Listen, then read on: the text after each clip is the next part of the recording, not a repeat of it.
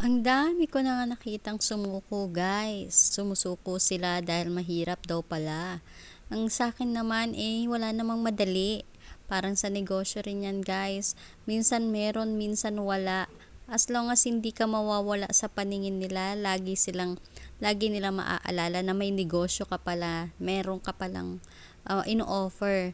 Ganon din sa pagre-reels guys, upload lang po tayo ng upload.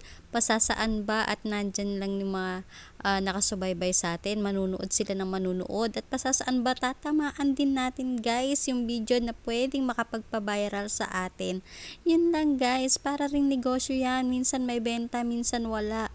At kung hindi ka maghihirap naman ay hindi ka sasahod. Ganon din po sa pagre-reels. Paghihirapan din po natin, syempre, bago tayo pasahurin ni Meta.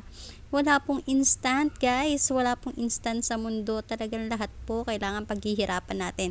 At once na naghirap po tayo at sumahod tayo, dun po natin malalasap ang sarap ng pinaghirapan natin. Kaya wag po kayo mawawalan ng pag-asa guys.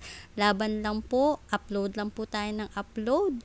At kung sa samba at andyan lang po yung mga followers natin. Wag po natin hayaan na mawawala tayo sa paningin nila. Yan lang po guys. Thank you for watching. Bye-bye!